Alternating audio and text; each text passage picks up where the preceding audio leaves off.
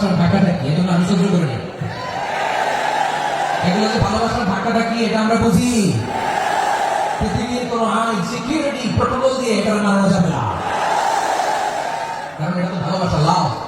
লাভ কোন আইন কানুন দিয়ে বাধা যায় না, মানানো যায় না, ঠিক কেন?